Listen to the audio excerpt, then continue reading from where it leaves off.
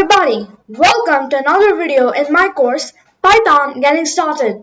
So, in this video, let's dive more deeper into places with variable values and much more topics related to variables and user inputs. So, in this course, we help you to understand the basics of Python so that you can build small programs that can help in much larger mathematical operations or even just some few notes like let's say a small hello world program or like print hello world to much larger programs like finding the circumference of a circle. So let's start diving deeper into today's agenda. So today we will be dealing on getting user inputs and making operations on them. So today we'll discuss user inputs,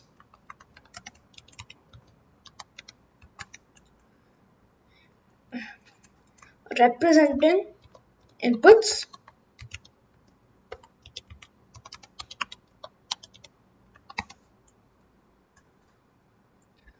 and raw input function,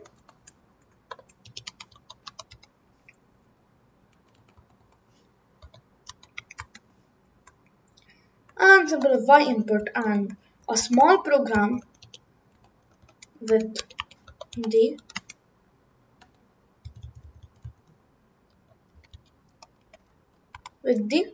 input function. So this is the basic agenda for today. So let's get started with our basic agenda, the input function. Now, as developers, most people often forget that programming is user-based and not the developer-based.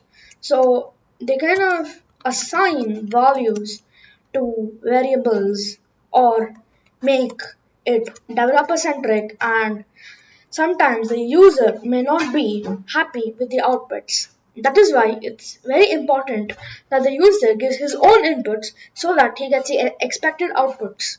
And that is why we have the input function. So let's learn the syntax for the input function. So first we type the variable name. That is essentially creating a variable. And then we put the equal to sign. That is, this variable equals to the input of the user. Similar. So essentially we are writing the variable name because a variable is a container in which we can store data. So the user's input has to be stored somewhere, and that is where we will store the user inputs. It can even be in a variable or it can be even in an array. So you have to specify the index number while storing user inputs in an array, or you may even want to store them in a list or a tuple. Again, it's all a choice. I'll leave it unto you. Then we type the input function followed by a prompt. Now, essentially, a prompt is asking the user what to type, or basically it means asking the user a question for which we need the answer for, like enter your name or enter your GPA. Again, it depends on you. So essentially it is like giving a clue on asking the user what to type, because if you are kind of leaving a blank space in your program, the user will get confused, right? What does he want me to enter? Does he want me to enter my name, class, section, GPA, or my favorite country, or whatever? What does he want me to enter? And that is why we need a prompt like enter your name or enter a number. Now that we have kept the variable name as num, let's put enter number as of now. So I'll enter 3, and now let us learn how to do operations on the input statement. Basically print num plus 2. So we are hopefully supposed to get 5. I made an error. Error can only concatenate string, not int to string. So essentially what happens is when you do such operations, it is default assumed that the value is a string. So to convert it to int, we need to mention the data types like num is equal to int input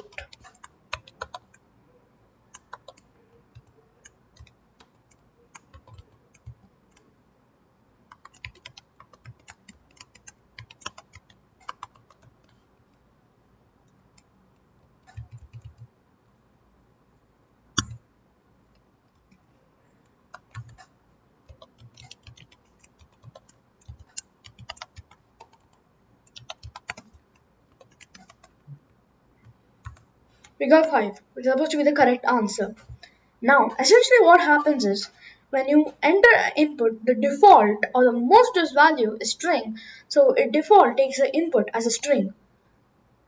So now to convert an int, you have to mention the data types, and then only you can do integer operations or float operations or even list operations on it based on the data type that you want to convert it into. Or you also have a second option.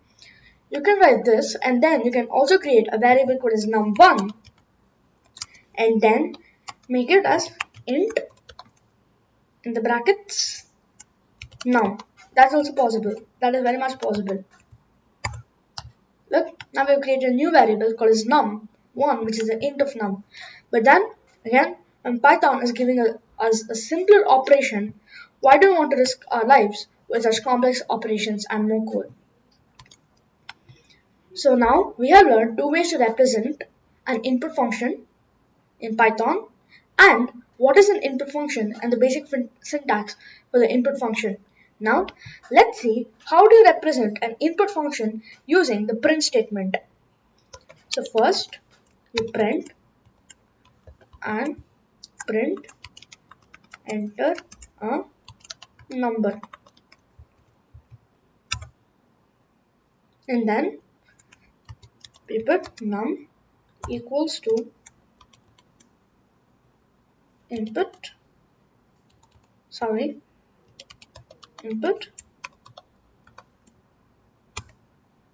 and we have a 3. I forgot to mention the data type here. We have a 3 and now num1 equals to int of num. So now if we put print num1 plus 5 8, 3 plus 5 is 8, right? So again we got the perfect answer. Now these are several ways of putting input functions and this is the way we kind of use them.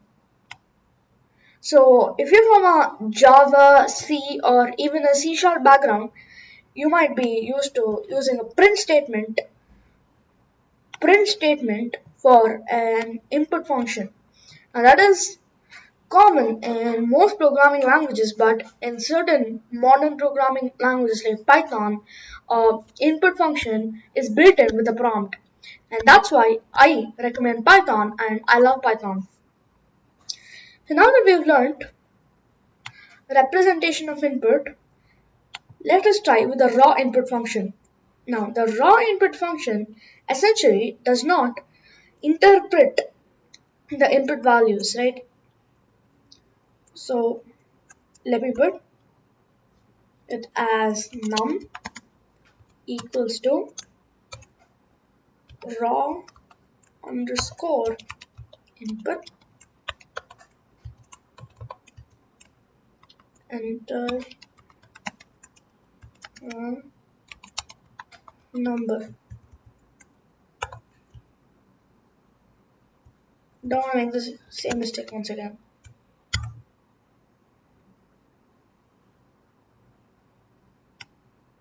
Name raw input is not defined. So I think in command prompt and partial raw input is not defined. So we can experiment with raw input when we use Visual Studio or PyCharm, which will be very recently, almost in the next video. So now along with raw input, we have several other functions that we cannot use in command prompt because again, you don't have such live Python interpreter or interactive Python. So at those cases, we'll be using non-interactive Python, and I'll show you many other input functions on non-interactive Python platform a little later. So now let us do a small program on calculating the circumference of a circle.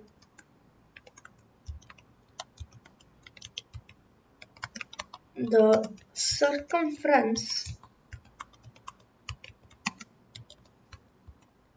of a circle. So first you have to take the radius.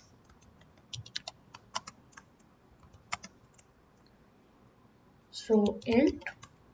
Now we have to make it float because people can enter the radius in decimals too. Input, enter a radius.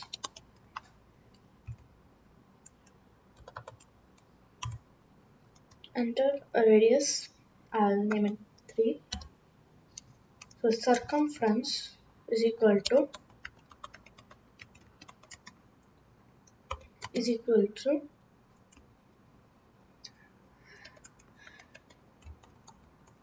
2 pi r, right? So it will make it 22 by 7. 2 by 7 into 2 into radius. So it is really essential that we put this into sign here because Python does not understand algebra, and if we just make it 2 radius, Python is not smart enough to understand that it's 2 into radius. So I have to mention another asterisk here. So now if I tell print circumference,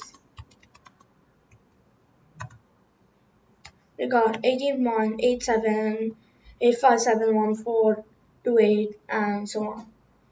So this is the various ways that we use the input function, and we also learned how to make a small program of calculating the radius for this function. So we can use an input function for a lot more of other things, which I'll mention in the previous videos.